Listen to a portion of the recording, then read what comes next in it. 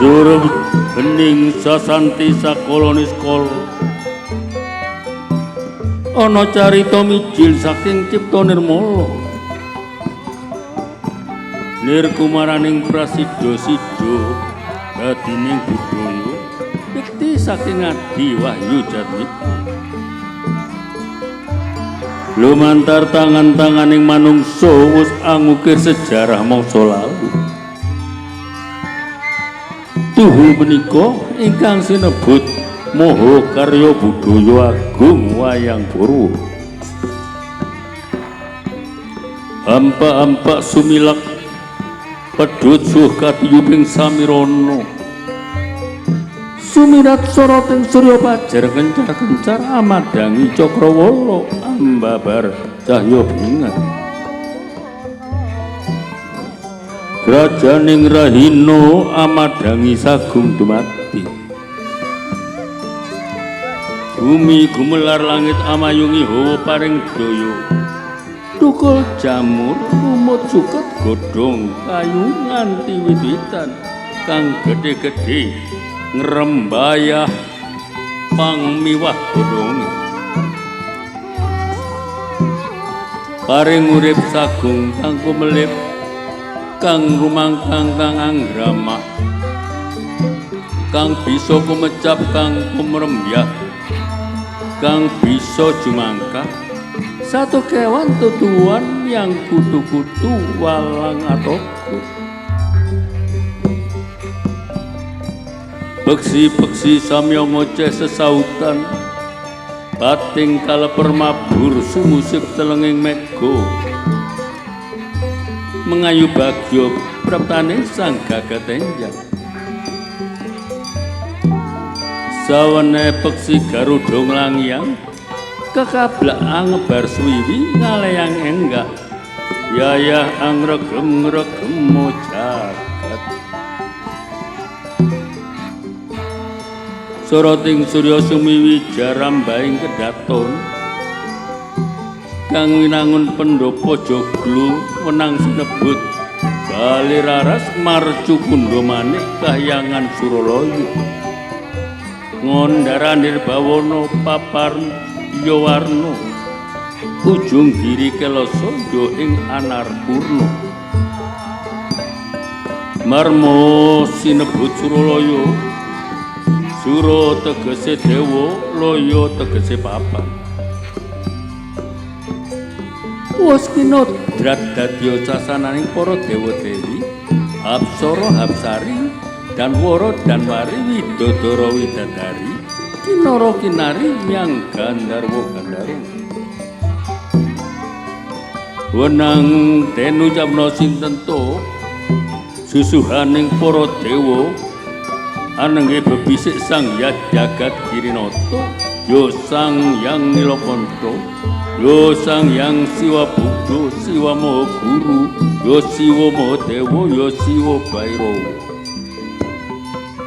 sutaning sang Hyang Tunggal wayang sang Hyang Wenang buyuting sang Hyang Nurasa canggahe sang Hyang Bagindasa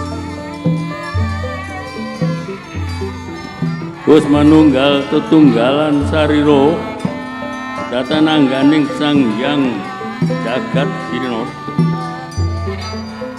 marma kuwasa angrotani tribawana Suralaya jagating para dewa Sura ngakara jagating manungsa Suradewi jagating jin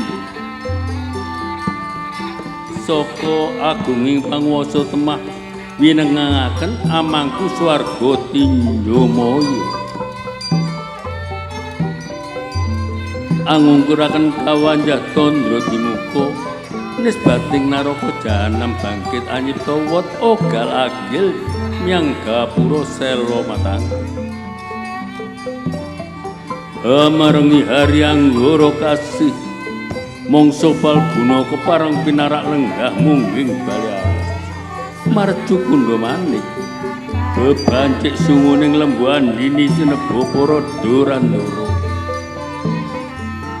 sang Hyang Panyarian sang Hyang Bromo sang Hyang Bayu sang Hyang Wisnu uga Sang Hyang Yamadewata. Pinandengan nindya mantri wasisaning Suralaya anenggih Jawa makan dipura ing ngusada pangudal-udal. Sang Hyang Narada ya Sang Hyang Kaneka Putra.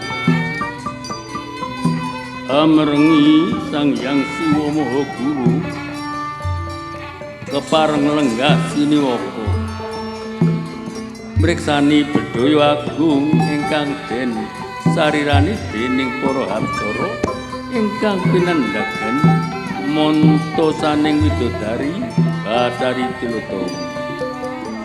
Para dewa kerem ingkang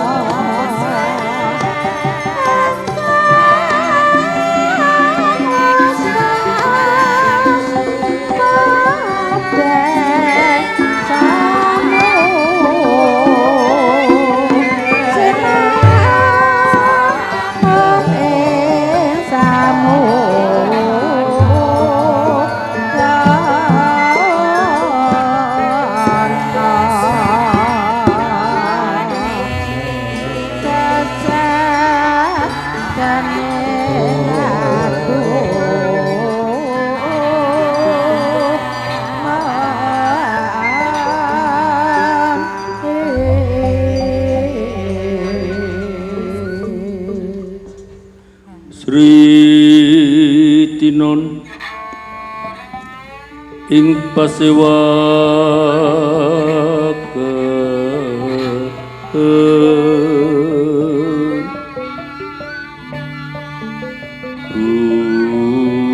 Busana Sutra maneka warna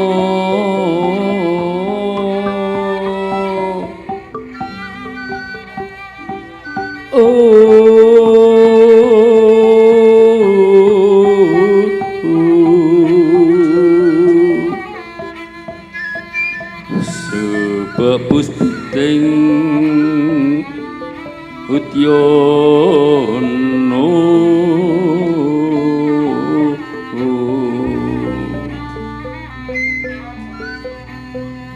yang panjra ingkang saru Utno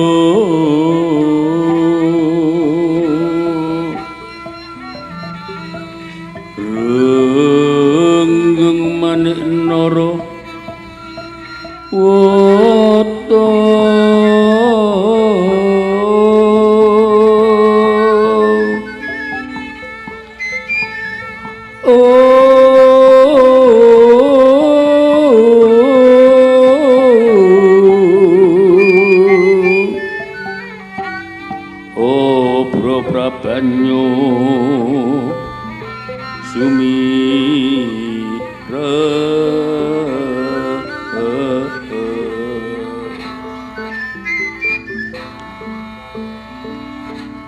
nyaring tejo nyaring tejo leli wara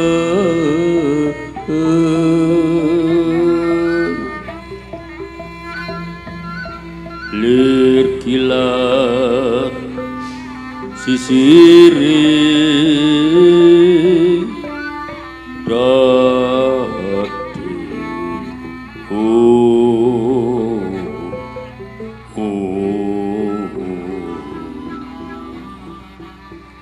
wimu gekando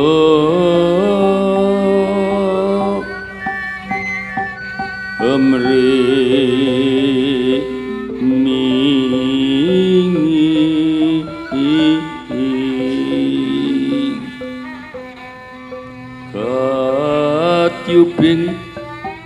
katyuping samirono mondo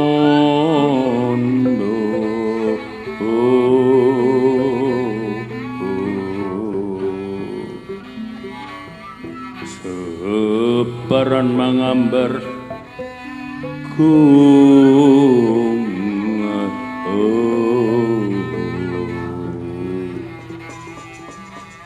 iya turi sedang kang sinewo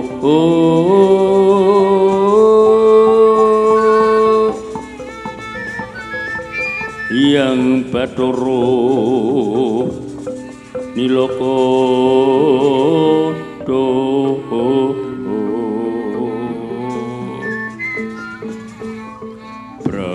pratiting dampar marjuku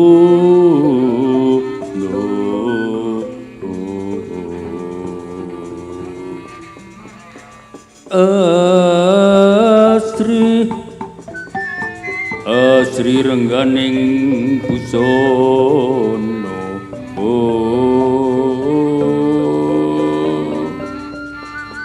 kinontrang kontrang lir Mas Retno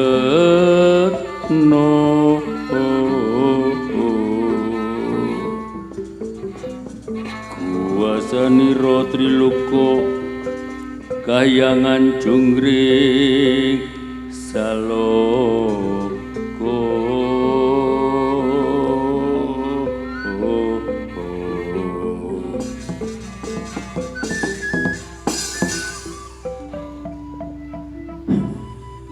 Hong ilahing awigenam mastu sidam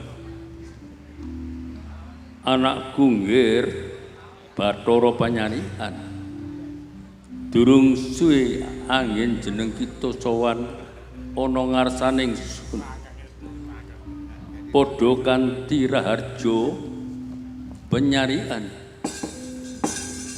kawula nunggih dhateng sendika Kanjeng Rama Pukulun Kanjeng Rama Pukulun dangu dumateng ingkang putra pun penyarian sowan kula wonten ngarsanipun Kanjeng Rama Pukulun kados mboten wonten alangan setunggal menapa.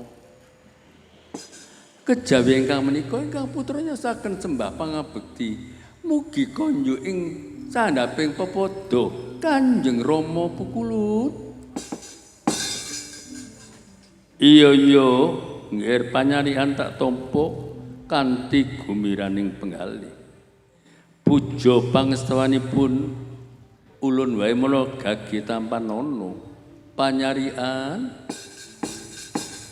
dahat katedu kalih murda dupi nampi sadeganipun Kanjeng Rama Pukulun rumanteng mentah ingkang jasad kula kula pangi atos kekalih mugi ndadosaken caya-caya teguhan kayuhanan dumateng jasad kawula.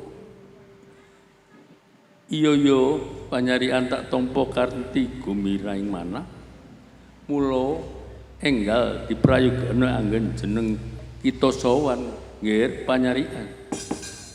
Kula ninggih Kanjeng Rama Pukulun kados sampun boten kirang parayogi.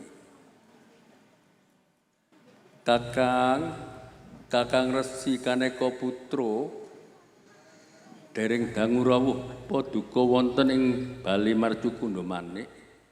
Kula nyaosaken pambagya panakrami sakrawuhipun Kakang Narada. Mregenyong adudaya lolo popo. Adi kurundang dumateng ingkang pun raka. Sowan kula wonten ing Bali Marcukundha Manik mboten wonten alang sunggal menapa. Tak salam taklim kula mugi konjuk ing ngasanipun Adi Guru. Inggih Kakang Narada dawuh sami-sami.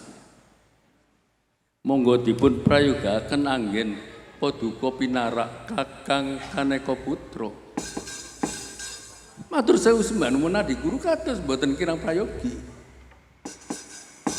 Yer Bromo durung suwe anggen jeneng kita sawana ning Atuaniru padha kanthi harja Bromo kawula ninggih dhateng sendika Kanjeng Rama Pukulun dangu dumateng ingkang putrapun Bromo sawan kula mboten wonten alangan setunggal punapa sembah pangabekti kula mugi konjuk sanabing pepada Kanjeng Rama Pukulun. Iya nggih Bromo ndak tampa kanthi gumiraning penggalih. Puja pangastuanipun ulun wae maragake tampanana ya Bromo. Ndahat kateduka kali ngomudo dupi nampi sabdanipun Kanjeng Rama Pukulun rumentah ingkang putrapun Bromo. Kula tampi asok kalih kula pundi mustaka tumandu nyojo.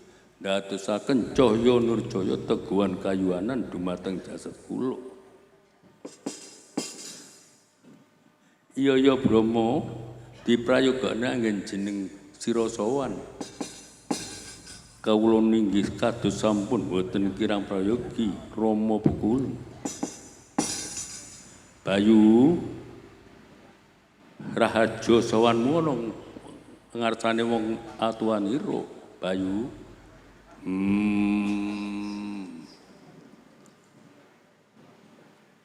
Bathara Guru bapakku sawanku ana ing Marcukundha Manik ora ana halangan setunggal menapa sembah sungkemku wae mula enggal dipetampani Bathara Guru bapakku. Iya Bayu tak tampa kanthi gumiraning penggalih. Puja pangastanipun pun Rama wae maragake tampanana Bayu. Tak tampa pangestumu kanthi gumiraning penggalih dadekno jimat paripe ana ing jasadku. Iya mula diprayogane anggen jeneng Sirasawan ya Bayu. Ya kaya wis kurang-kurang prayoga. Matur sewu sembah nuwun Rama Pukulun. Yamadipati.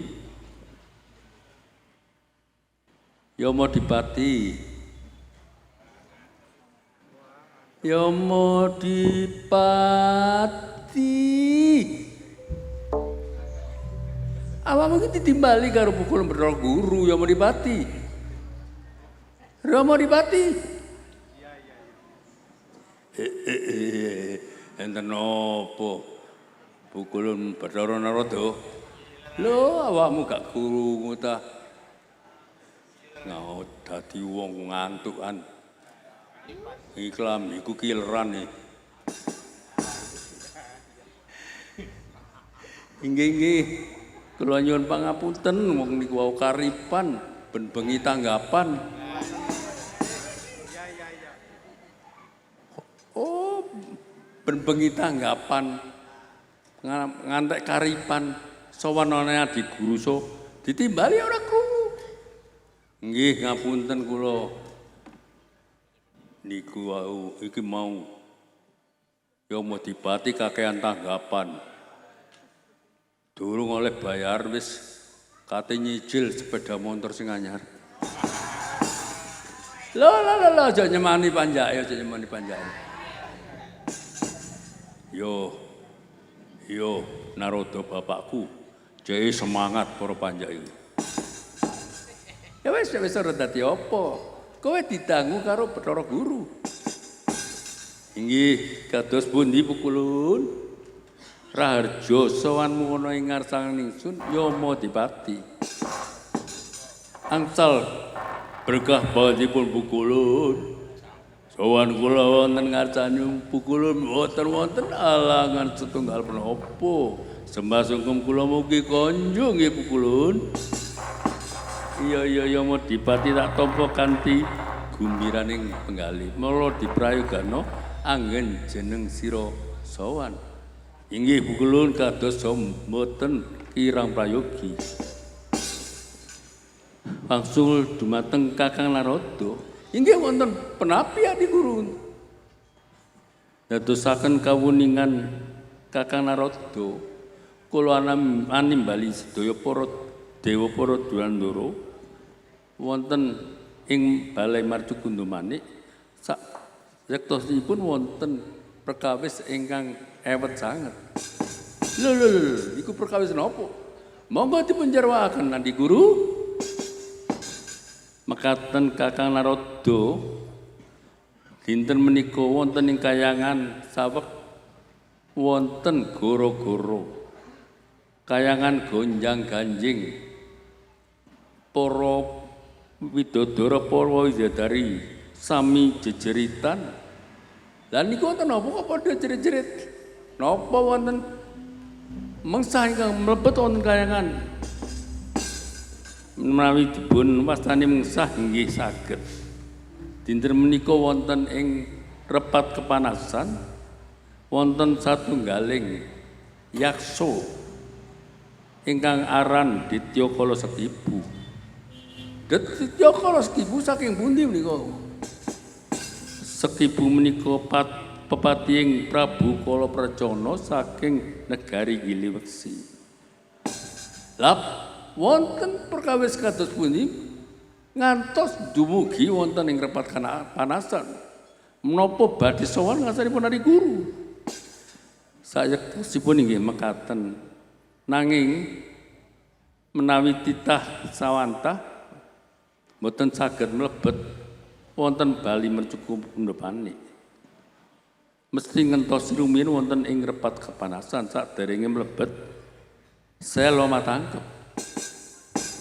Lah kapulanipun kados pundi?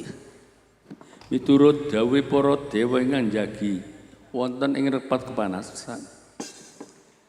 Yaksa wau diutus dening Prabu Kala Pracana badhe nglamar widodari. Lah, lamar widodari. Sinten ingkang dipun lamar menika? Mboten wonten malih kejawi primadonane widodari. Inggih menika Dewi Supraba. Wah, balak-balik Supraba dadi rebutan. Biyen Watakawaca. Saiki Kala Pracana leres mekaten Kakang Narada supados anggenipun matur cetha kekajenganipun menapa monggo dipun timbali mawon wonten ing ngarsanipun Adi Guru. Inggih yen mekaten kula badhe ngutus Bromo kawula wonten dawuh Kanjeng Rama Pukulun. Mara enggal papakno ing repat kepanasan ajaan ana duta saka Giling Wesi bunggawan ing ngasaning pun Rama arep dak takoni supaya ngecethok apa kang dadi kekarepane. Nggih mekaten kula badhe kesah dumateng repat kepanasan kula nyuwun pamit ya sing ati-ati ya Bromo.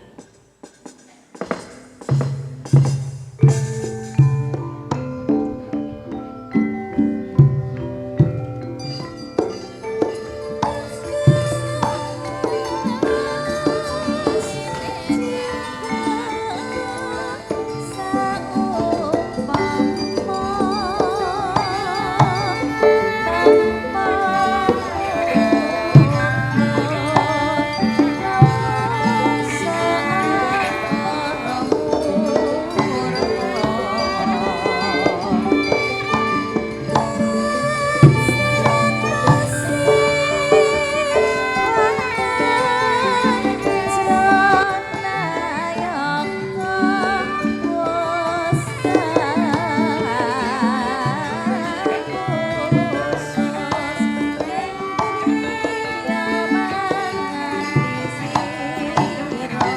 Amit-amit pasang aliman api kula ingkang sowan pukulun pun netya para sekipu saking negari Gilimesa.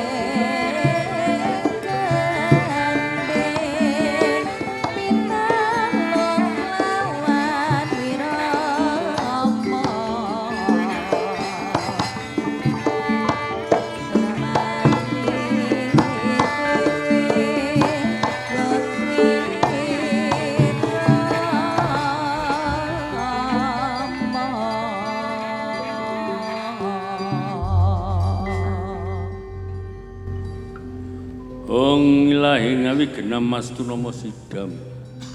Yen ora kleru apa iki Patih Ditya Kala Sekepu kang saka negara Ngiliweksi. Wong titi yang kala ludra Mas Patih Raja Dewaku. Kawula ninggih Bukulun, kula ingkang sowan. Kula Ditya Kala Sekepu pepati negari Ngiliweksi.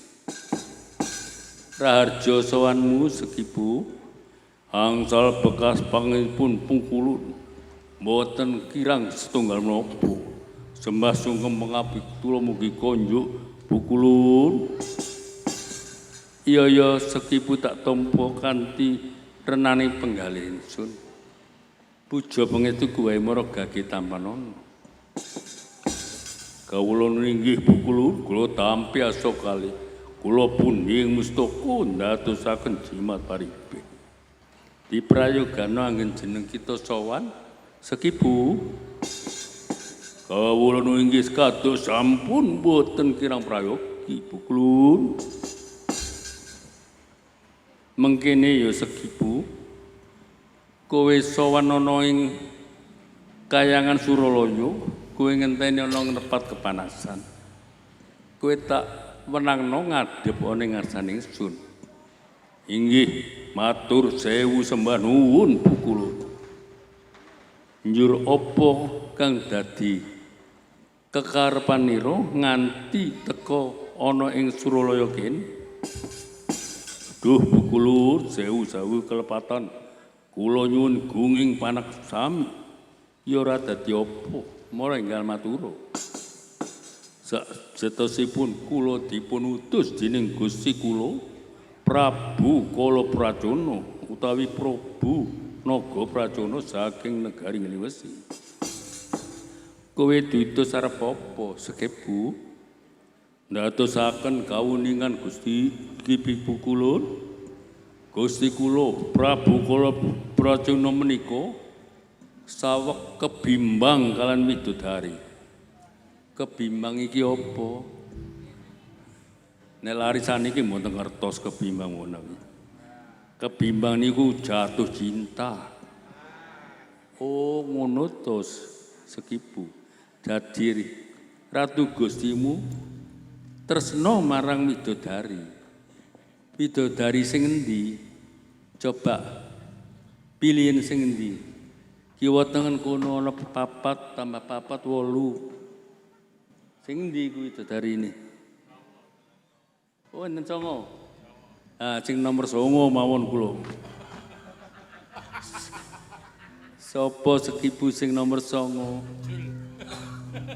Naminipun Bathari Supraba. Leres mboten? Nah. Lho. Ana buta njiat ngene. Awakmu iki buta. Ratu Gustimu iku buta.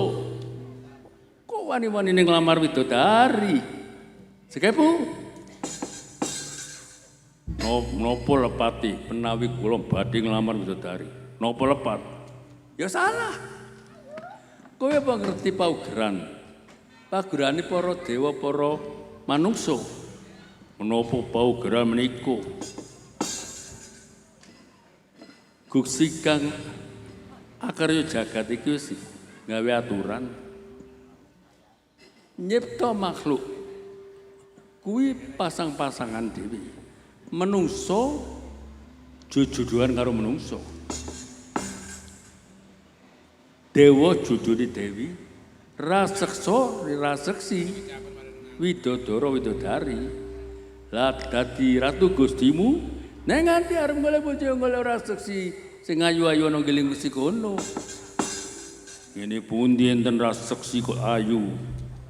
Lah nek padha raseksa rasine pasti ya cocok. Mboten peduli. Pokoke Gusti kula badhe ngajengaken Supraba dados prameswari negari Ngliwesi. Lho. Buta kok ngeyel ngene. Kowe arep mboyong Supraba kanggo ratu Gustimu, ngono? Kawula ninggih, Bukulun. Monggo dipun parengaken kula sigra wangsul wonten Ngliwesi. Mbeta Bathari Supraba. Sekepu kawula pun inggih Bukulun Bathara Guru. Mau Kakang Narada wis dawuh apa? Kowe ora kena njodhona Gustimu karo Supraba. Mara enggal Balya matura yen ora pareng para dewa arep njodohna Bathari Supraba karo Naga Pracana ya kala Pracana. Lah nek mboten angsal Supraba niku mboten purun kawin niku mboten purun gadah estri. Ya wis jarnae buta kan duwe bojo. Lah nek mboten gadah bojo niku sinten mangke turune? Putra mahkotane mboten wonten niku. Sangel-angel iki. Ngomong karo buta ngeli sangel. Dewa ora marengake, kowe kudu bali menyang Ngliwesi. Sekimu. Dadosaken kawuningan Bukulun Bathara Narada. Ya napa? Kula menika dipun duta dening Gusti Naga Pracana utawa Kala Pracana. Dados duta pangubas. Tegese apa duta pangusas? Duta ingkang kedah mungkasi. Kepareng mboten kepareng Supraba badhe kula boyong dumateng negari Ngliwesi. Nek dewa ora marengake kepiye? Nek mboten dipun parengaken kayangan badhe kula dadosaken Karang Abang. Lho. Kok cik wanine? Mburimu kono Bathara Yamadipati. Kowe iso dicabut nyawamu. Mboten ajrih kula kali Yamadipati. Saderenge Bathara Yamadipati nyabut nyawa kula cabut rumi nyawane Yamadipati. Enak ae ngomong. Sekepu. Kowe wani karo Yamadipati. Nggih, nek menawi panjenengan nantang kula nggih ajrih. Terus pundi Adi Guru ini? Kocap kacarita judeg peninggalipun Sang Bathara Guru inggih Bathara Narada. Napa malih Yamadipati ingkang dipun tantang kalian Sekipu. Sigra Yamadipati paring sasmita netra dumateng Bathara Bayu. Bathara Bayu mboten ngertos menawi dipun sasmitane ngangge netra. Sigra den jawil Bathara Guru nembe ngertos kegadanganipun Sang Yamadipati. Mrabak mripatipun duka yayasinipi Bathara Bayu. Ditya kala Sekipu den tungkul den larak dumateng repat kepanasan.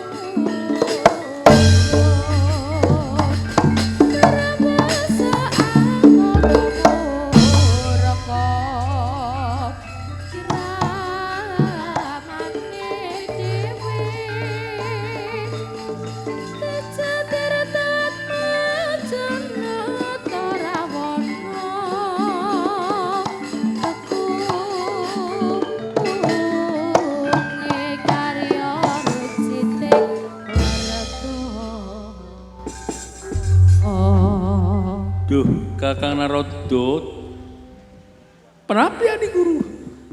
Dos pundi niki wau mboten ngertos larah-larahipun Bayu nungkul sekipu den larak medal. Loh, kula nggih mboten ngertos. Napa nggih? Napa panjenengan ingkang marentahaken dumateng Bayu? Saestu sumpah sanes kula sing merentah. Lah sinten duka niku? Apa kowe Rama jambang-jambeng kula mboten Kanjeng Rama Pukulun? Kula mboten ngadahi parentah menawi mboten paleripun saking Rama Pukulun. Apa kowe ya mau dibatu? Hehehe. Nggih kula akoni. Lamun tapati kula ajenge dijabut nyawane, saderenge tak cabut nyawane. Nggih, menika sampun kedadosan. Kersane dos pundi lampahipun menawi sekipun saged dipun kalahaken metam tu badhe ninggalaken Suralaya. Nggih nang monggo dipun awat-awati para dewa sedaya dos pundi kedadianipun Bayu kalian Sekipu.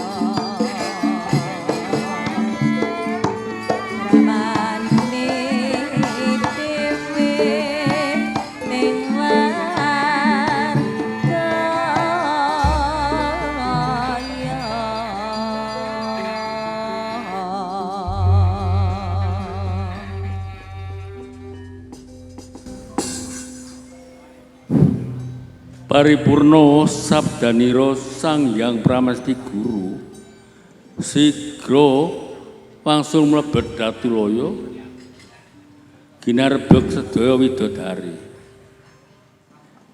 sinegek ingkang wonten Datulaya kacapo ingkang wonten repat kepanasan punakawan saking Hileng Sitaga kalih bilung samyang rantos rawuhipun ingkang Gusti Patih Sekipu kalian ngerem-ngeremi ati sami jejogetan lagu kumandang Surabaya.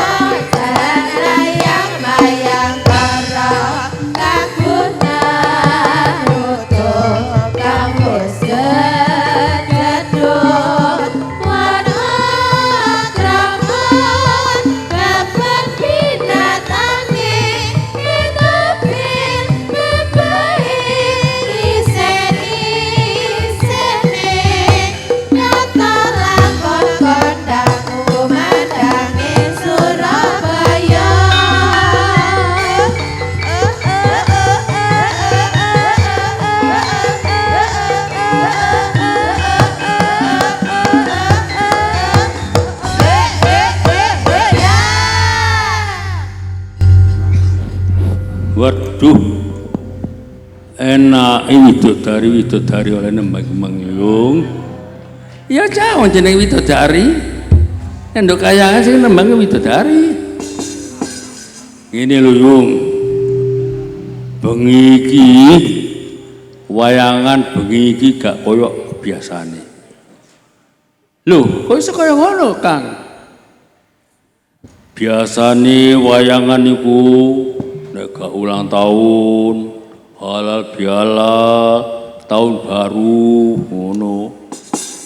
Lah saiki apa? Apa ana sing rabi, Cak? Wah, muriku iki mungkin. Oh iya ngene nemburi ngono ya wayangan maneh. Wis tak niat tak tekani engko nek ana sing rabi mburiku iki. Yo, janji lho Yung yo. Ngene lho Yung, dadi iki bengi iki acara wayangan ini ono acara khusus. Apa Kang acarane Kang? Yo iku acara nyelamno. Nyelamno iku apa Kang? Apa kapal selam? Selami bosone apa nggih? Mboten sing ngertos paling. Selam niku sunat. Oh iya biyen ngarani sunat iku selam. Selam. Nek cara agama khitan. Nah. Loh. Saiki aku takon Kang. Ya lu ngopo? Kenapa kok kudu dihitan? Lah iki perintah agama sakjane ya ora usah di ayeli ojo ora usah di takon opo ya manut ya pasti ana agama iki menuntut sesuatu ini pasti ana rahasiane Kang. Ya apa? Nek wong dihitan iku saliyane ngestu dawuhe Gusti Kang Akarya Jagat iku mono untuk kebersihan. Oh iya pancene nek gak dihitan wangel mari pipis ngumbah-umbahane yo. Ya iku dadi sumber penyakit Kang. Angel bapane angel. Iya. Mulane ya kudu dianjurno khitan. Penelitian kedokteran membuktikan kanker rahim iku oke teko sing bojone gak dihitan. Oh iya ta, Cak. Lah, mulane tak kandhani aja ngantek gak dihitan. Ya. Lho ono sing disunat 2 kali jarine. Iya, sing pepisan disunat genderuwo. Yo jaman aku cilikane biyen ono arek disunat genderuwo. Wah, langsung heboh. Tapi temen tak ono ta Kang? Arek disunat genderuwo sak temen ono ta enggak? Lho jamane Pak Profesor cilikane biyen ono koncone. Konco sekolah. Jarine mari disunat genderuwo. Terus gak mlebu sekolah. Dadi marono gak sunat maneh. Ya balik maneh mari ngono, ya kudu disunat. Oh, ngono ta, Cak. Lah terus ono maneh pengalamane Pak Profesor. Ono pasien teko. Oh, jarine disunat genderuwo ya. Loh, terus barang diperiksa iku mau meluntir tok sak temene. Iso balik maneh. Dadi mungkin digedulinan. Digedulinan kepuntir-puntir aja gak iso balik. Iya, dadi aja ngandel ana wong sing disunat genderuwo ya. Terus gak sunat ngantek tuwek. Iya, Cak, wis mulane disyukuri iki ana cucu. Cucu lanang loro teko negara manca. Uripe ning negara kono wis Wis pirang tahun ya wis 15 tahunan. Lah kok gak sunkitan kono ae. Sunat kono kan maju sini. Kedokterannya maju. Nek negara maju iku apa maneh nek dudu negara muslim iku sunate gak syar'i. Yo ono mok diwalik tok gak dipotong ya gak sah. Ya mulane cucune Pak Profesor iki digawa mulih nang Indonesia. Selain sunat nduk kene syar'i ana alasan liya. Alasane opo? Cek nanggap wayang bener. Nah, iki kari siji sing durung disunat. Iya ta. Sakjane arek itu di bareng telu. Nek di bareng telu kan wis gak nanggap wayang maneh mari ngono. Nah, sing durung disunat sing dalang cilik mau, dhek sing muni, aku tahun depan aja nanti bisa wayangan lagi. Oh, pancen ngono, pancen cerdas bocah kuwi. Lah ket sore wis bareng mulai gamelane teko mulai muni langsung munggah panggung njupuk wayang digebrak-gebrakno dhewe. Ya wis alhamdulillah ana generasi penerus. Iki nduk Jakarta yo bocahe mau njaluk ditukokno wayang wis meh sak kotak saiki. Gamelane wis meh pepek. Tapi gak ono sing main. Panjake nduk kene kabeh. Ya wis kapan-kapan diundang rono dikon manjak. Ya muga-muga ae keturutan. Ya wis saiki ngene. Saiki ayo ngaturi Sugeng Rawuh para tamune Pak Profesor. Yo. Iki mau akeh tamu anyar sing durung tau mrene. Kaya to mungkin wis kondur. Ana dokter teko Cirebon. Sepasang suami istri. Dokter kulit, spesialis kulit.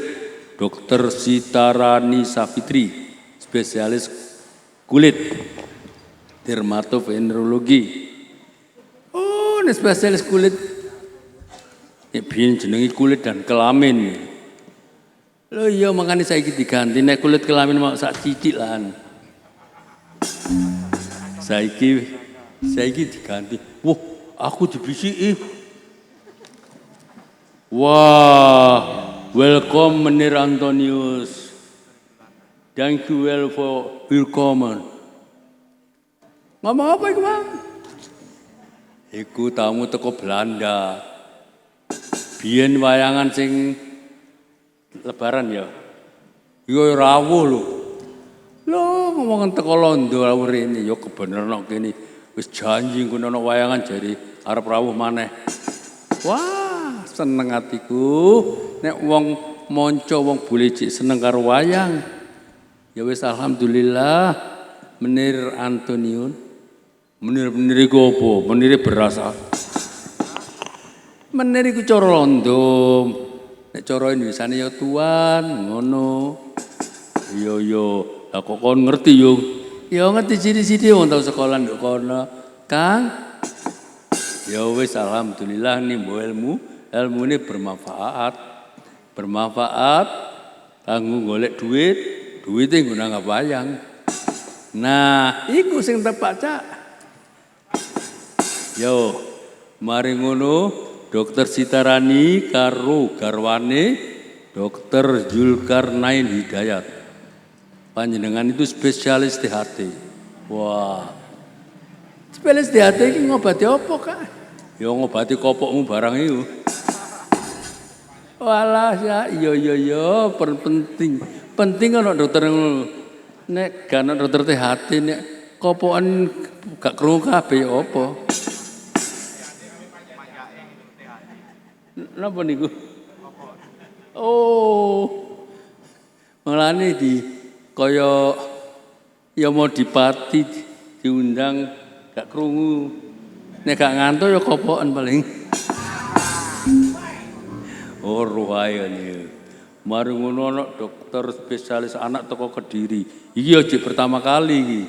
Dokter Hermanto spesialis anak.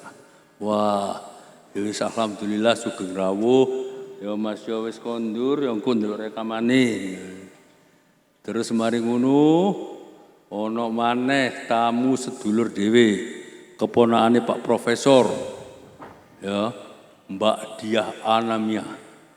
Karo sedulur-sedulure Mbak Ovid karo garwane. Marung sedulur Sidoarjo wis hitung-hitung diabsen kabeh nganti esuk gak mari. Iya ya, ngono. Terus apa maneh? Nah, ngomong-ngomong Sidoarjo kowe eling maneh ana dokter sing setia. Penwayangan mesti rawuh. Dan sak bolone teko kabeh alhamdulillah mau munggah panggung kabeh. Mulane panembromone paling rame panggunge. Ya. Oh iya. Terus ana bocah cilik melok joget-joget. Ya kuwi mau cucune sing mucuki melok ndalangi mau Mas yo mau cabut kayon yo seneng menyemangati. Iya tak deleng mau njogeti ora tau latihan ora tau ngerti. Kok iso ya bocah kuwi? Ya kuwi pentinge kecerdasan otak anak-anak. Dengan melihat YouTube saja bocah iso. Kuwi mergo otake dijogo dengan gizi yang baik. Dengan imunisasi kalau tidak sering sakit otaknya berkembang baik. Ngono lho, Yung. Oh iya Cak. Ya Kang bener Kang.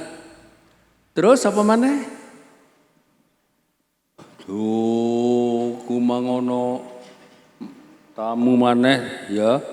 Tuh ono teko dokter-dokter sing intensif, dokter yang baru lulus. Ono sing teko Papua. Hah, teko Papua tekan kene. Iya Yung, mangkane ojo heran kesenian wayang iki wis menasional ya.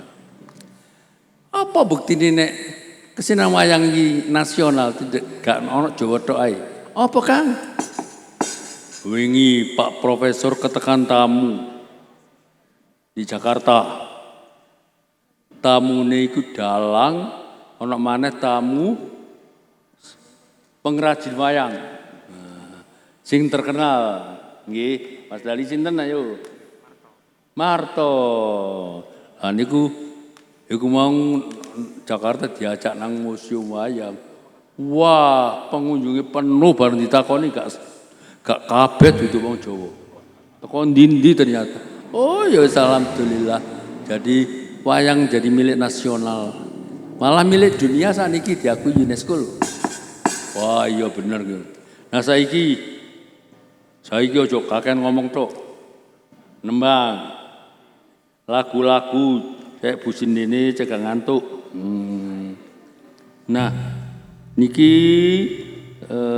napa kinanti nggih. Kinanti tapi kinanti lawas. Agak benten. Tapi kula mulai nggih. Padha kula ngene kalbu ing sasmito amri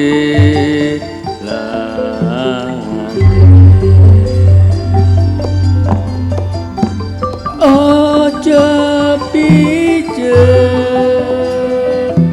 manganendra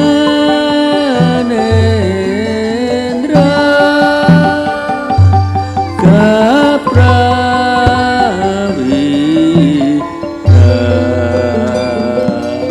den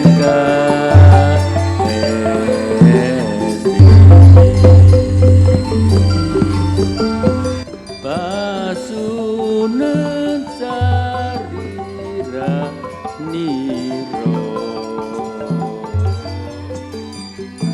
sudananda Allah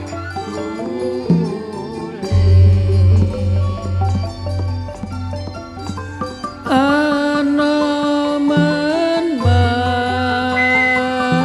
lupa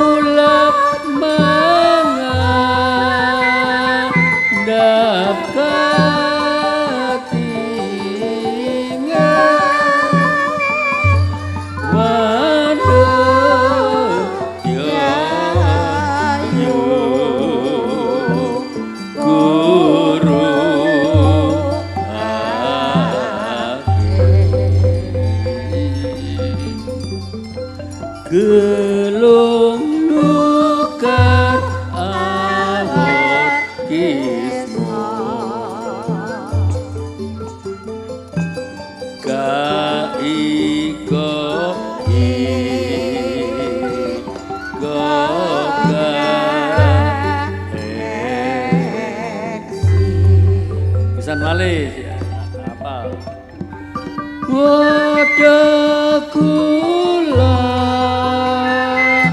ngan kalbu esas mito amre lante ojo pijet mangan nendra kapra mira ten kareksi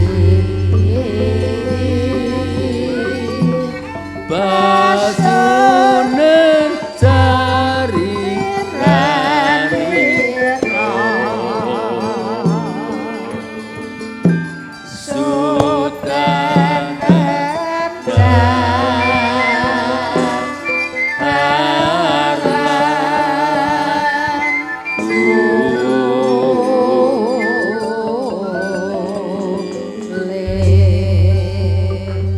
nah saniki lagu-lagu dolanan lawas mboten usah latihan saged kula mulai nggih Lindri adang telung kati lawuhe padha tari ati tuplok amat telep pajak kulu cingring aduh panji sandang pancing ati ngedang aduh kang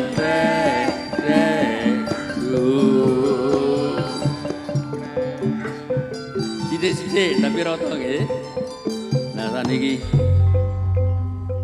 gendeng kenting ting sambel lontang tang kakang mendak yen mendak ulung-ulungan jenang telo kagendis mawi kelopo awo lekan nono kaduke grantek kawula bengok wana kecipir wungu kembangi awe rawa-rawe temanten ketemu sore celing lagu-lagu biyen nggih sarsur kulonan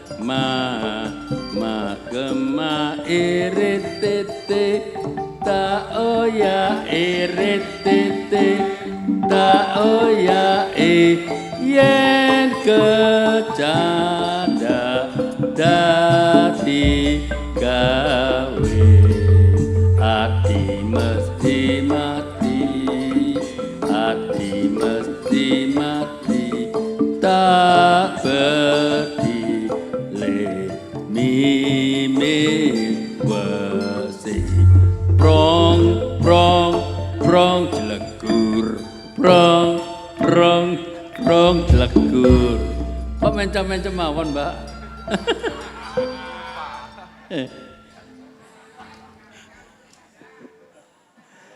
gajah belang sokot lanah blembang ruk rengguno gedene me padha gunung kidang talun mangan kacang talun mil ketemil si kidang mangan lembayo tikus buntung duwe anak buntung cici cuwit si tikus sapa ing Tinggal malih.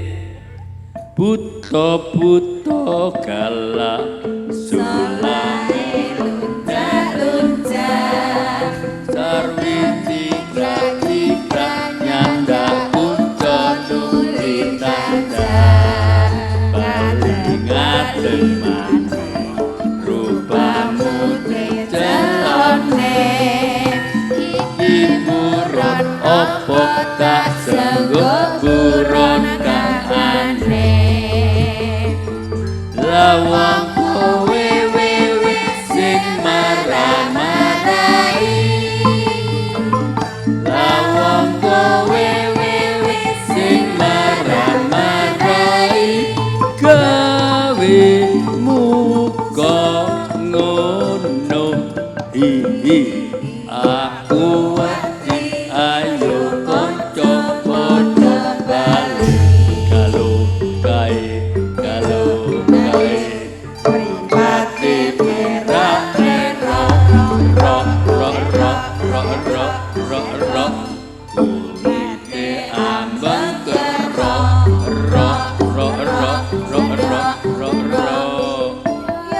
kulite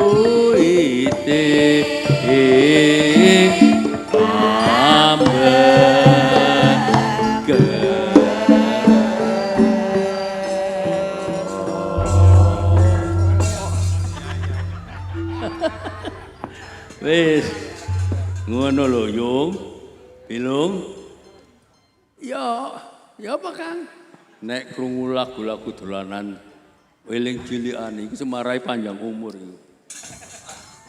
iku lagu dolanane Pak Profesor biyen makane saiki diunekno maneh cek ngerti soalnya aku ndelok cinden sing jeneng pencap-pencap tok ae gak ya wis muga-muga dilastarekno lagu lawas iki. Wis yo aja kesuwen iki. Awake dhewe iki ngenteni bendaramu Pati Sekipu. Aku kok rodok siak-siak iki. Ana apa iki? Ya Cak, ayo diparani cedak selo marang kono Cak.